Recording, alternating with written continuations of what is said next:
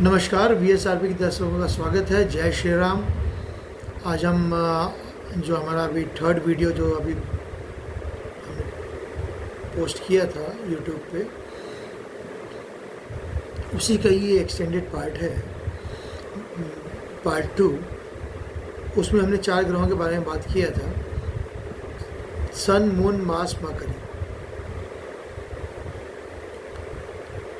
हो सकता है हमारे दर्शकों ने कुछ लिंक भी किया हो और पाया हो कि जो हमने उस वीडियो में डाला था तो उससे कितना कनेक्टेड हुए। आप लोग अगर कमेंट में डालें तो हमारे लिए मोटिवेशनल पार्ट रहेगा वो। अगर आप कमेंट बॉक्स में डालिए, आप कमेंट कुछ भी कर सकते हैं, positive, negative, all comments are accepted. वो हमारे लिए अच्छा रहेगा और मैं उतना ही खुशी के साथ में और कुछ ऐसे वीडियोस में आपको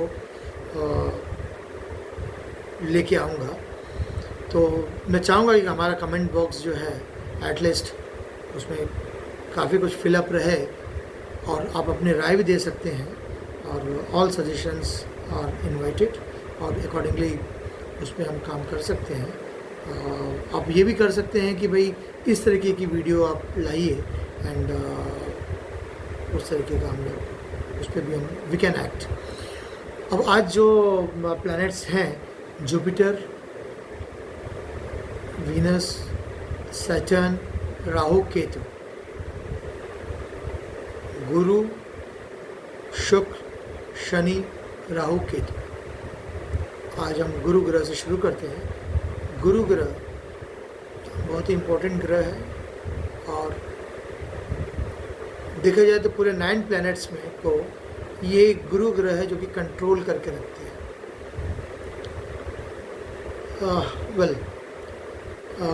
गुरु, जुपिटर, ये हमारे लीवर और उसके फंक्शन से कनेक्टेड है।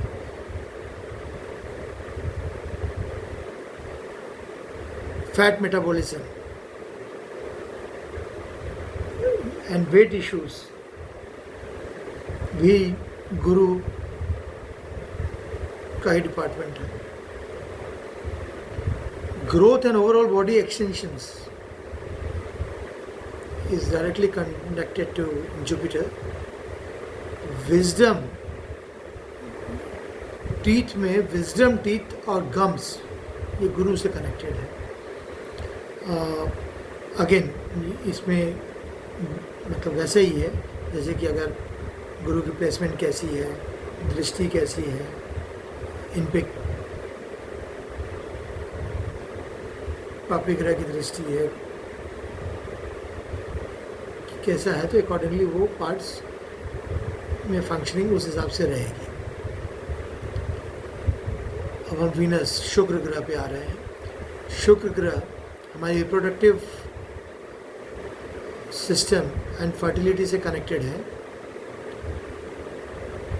Skin complexion and beauty related aspects, beauty related जो आपकी सुंदरता है और जो आपकी स्किन कॉम्प्लेक्शंस है, स्किन में भी एक लस्टर रहता है। ये शुक्र जिनका वेल प्लेस्ड है, अच्छी तरह से है कुंडली में, उनका स्किन आप देखोगे तो आपको पता पड़ जाएगा कि इस व्यक्ति का शुक्र ग्रह बहुत ही अच्छा है। शुक्र ग्रह वाला व्यक्ति अगर आपके पास बैठा है या आपसे के पास से गुजर रहा है, यू कैन ईज़िली जज, क्योंकि उसका एक अट्रैक्शन रहेगा, आप उसको मुड़ के ज़रूर देखोगे।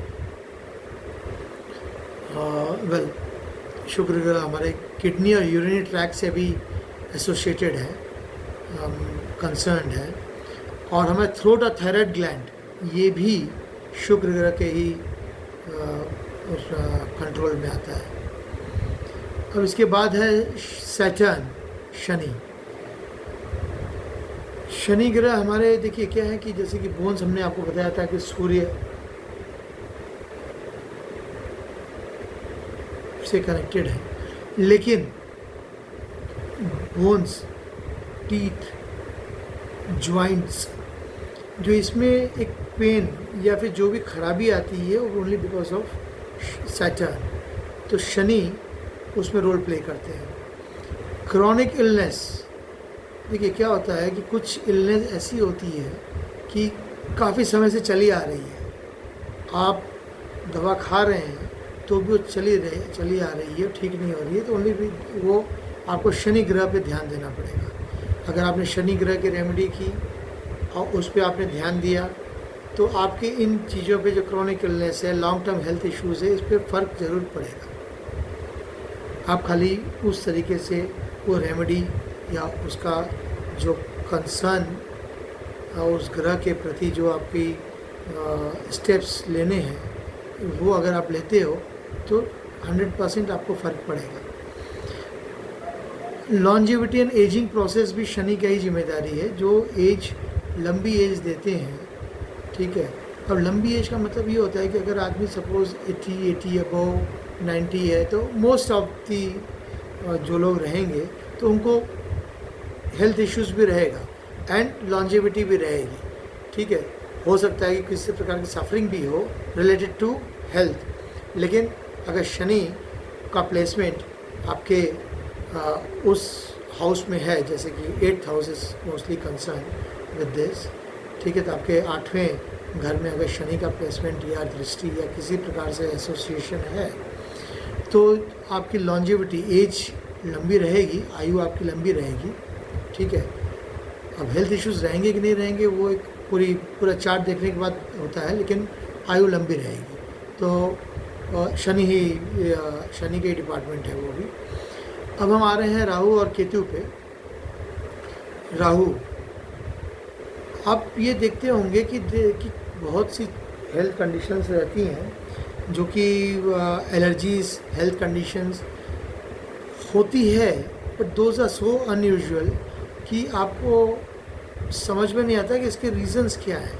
आप इनफैक्ट इसके आप टेस्ट करवाओगे तो भी सर्टेन टाइम्स कुछ निकलता नहीं, लेकिन आपको है लगता, मतलब मालूम पड़ता है कि ये किस है, लेकिन किस चीज़ के क्या कारण है वो नहीं मालूम पड़ता, only because of Rahu. Addictions, जितने भी एडिक्शंस हैं सब राहु के अंडर में आते हैं। Mental disorders and phobias, they are certain phobias, जो कि फोबिया लोगों को डर रहता है, एक अननोन डर, वो भी राहु के कारण होता है। मेंटल डिसऑर्डर्स राहु के कारण होता है। Disease of unknown origin Rahu के कारण होता है। अब जैसे बीच में मेंटल डिसऑर्डर की बात आई थी, मेंटल डिसऑर्डर देखिए क्या है कि ये मेंटल या माइंड रिलेटेड या आपके मन, बेचैनी, ये सभी कुछ मून का है, लेकिन मून का एसोसिएशन राहु के साथ हो जाएगा तो ये डिसऑर्डर में कन्वर्ट हो जाता है। आप डिस्टर्ब हो जाते हैं, मेंटली डिस्टर्ब रहते हैं, ठीक है, अगर ये मून और राहु का प्लेसमेंट अपने सही प्लैनेट सही घर में नहीं हुआ तो। अब राहु हो गया, Rahu is also called as a north node, ठीक है। मून का नॉर्थ नोड राहु है और साउथ नोड केतु है। अब हम केतु की बात कर रहे हैं। केतु कुंडली में आपको साइकोसोमैटिक इलनेस देगा। अब नाउ साइकोसोमैटिक इलनेस क्या है?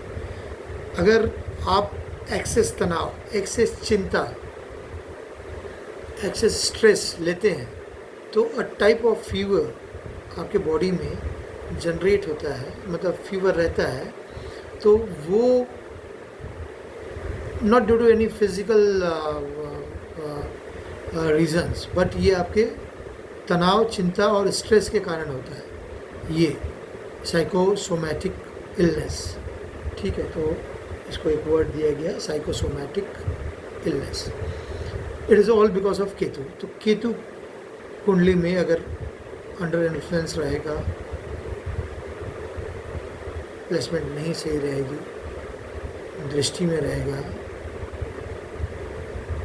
पापी प्लैनेट की दृष्टि में रहेगा, तो ये आपको इस तरीके का तकलीफ दे सकता है। स्पिरिचुअल और मिस्टिकल हेल्थ एक्सपीरियंसेस, देखिए बहुत बार आप देखेंगे कि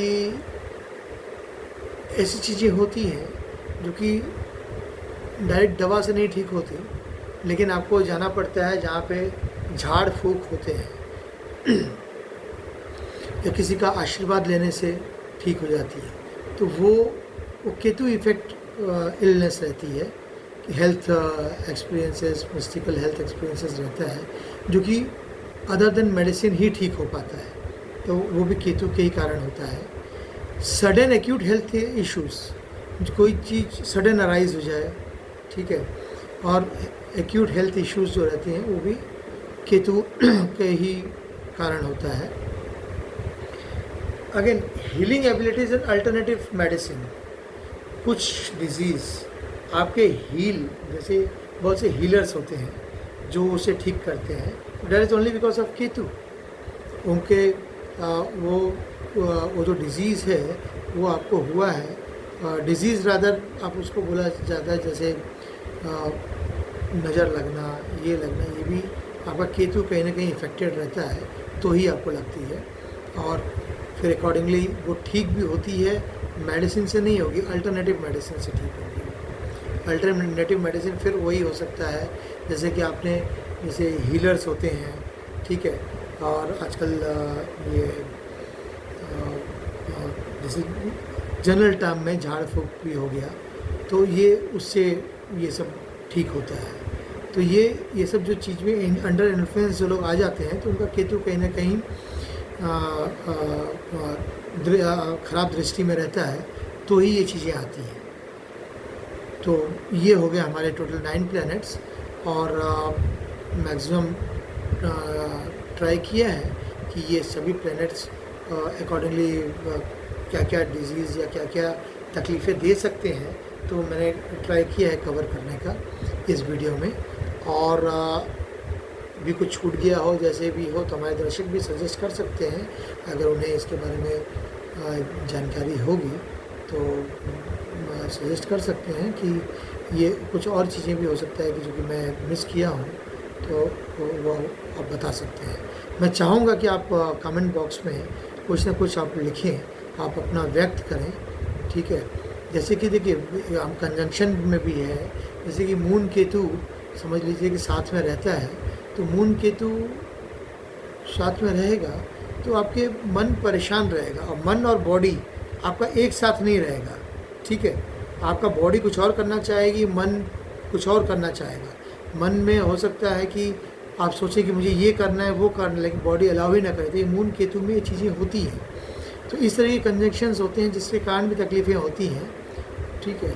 जैसे अभी हमने मून राहु का भी डिस्कशन किया था कि देयर आर चांसेस कि अगर उसका प्लेसमेंट सही नहीं है तो आदमी थोड़ा सा डिस्टर्ब रहे। हम चाहेंगे कि आप लाइक कीजिए, वीडियो को ज़रूर देखिए, शेयर कीजिए और सब्सक्राइब कीजिए। फिर मिलेंगे अगले वीडियो कुछ नए टॉपिक के साथ। जय श्री राम, नमस्कार, थैंक यू।